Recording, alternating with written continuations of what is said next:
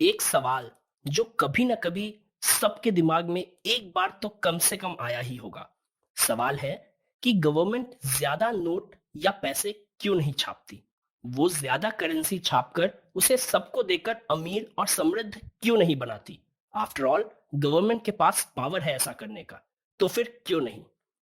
Hello everyone, मैं विश्वजीत शर्मा स्किल्सनरी की ओर से फाइनेंशियल इंटेलिजेंस कोर्स के अगले वीडियो को लेकर आया हूं। पिछले वीडियो में हमने different types of mutual funds के ऊपर बात की थी। अब इस वीडियो में एज अ बोनस हम एक इंटरेस्टिंग टॉपिक को समझने की कोशिश करेंगे।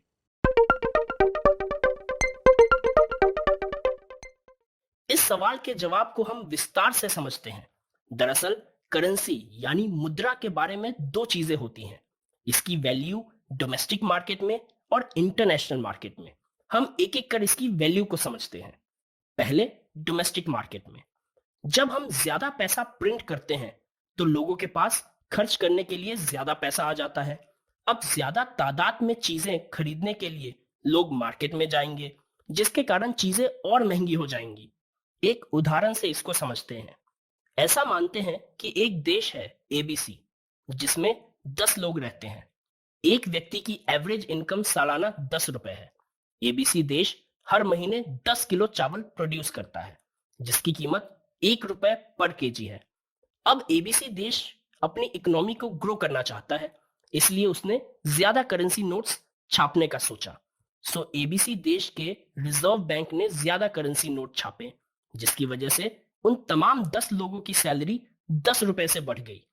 इसलिए अब इस देश के हर इंसान की एनुअल इनकम 20 रुपए हो गई।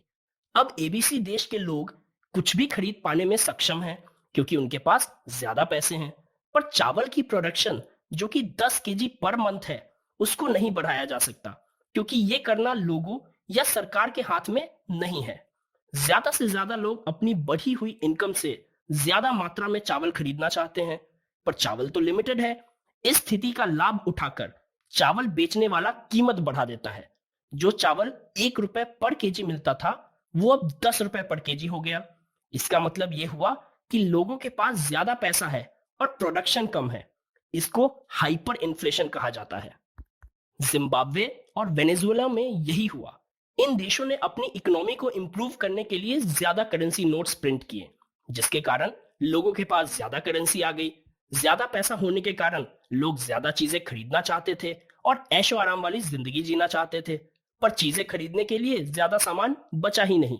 लोगों के पास इतने पैसे जमा हो गए कि उसकी वैल्यू ही गिर गई। ऐसा इसलिए हुआ क्योंकि देश की जीडीपी बढ़ी ही नहीं, जिसके कारण सप्लाई नहीं बढ़ी, पर डिमांड बढ़ गई।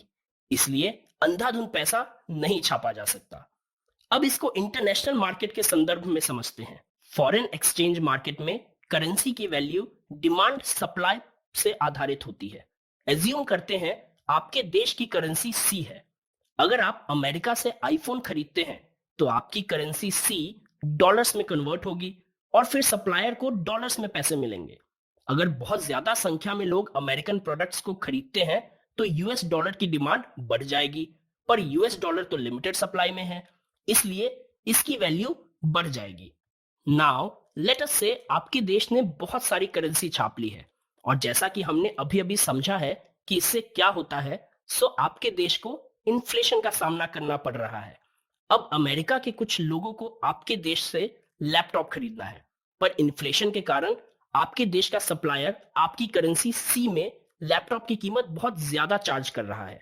पर सेम लैपटॉप की कीमत दूसरे देशों में उनकी करेंसी वैल्यू में कम होती है, इसलिए कोई भी अमेरिकन ज्यादा कीमतों में आपके देश से लैपटॉप नहीं खरीदना चाहेगा।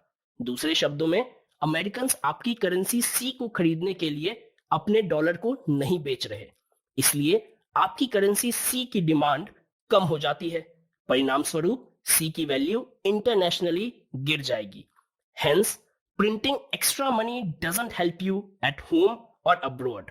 बेसिकली ज्यादा करेंसी इश्यू करने के लिए देश की प्रोडक्टिविटी को बढ़ाना होगा और अपनी वस्तुओं को दूसरे देशों में बेचना होगा, यानी एक्सपोर्ट बढ़ाना होगा। इसलिए इकोनॉमी को बढ़ाने के लिए ज्यादा करेंसी छापने से कोई लाभ नहीं होगा। करेंसी नोट एक वेस्ट पेपर बन जाएगा।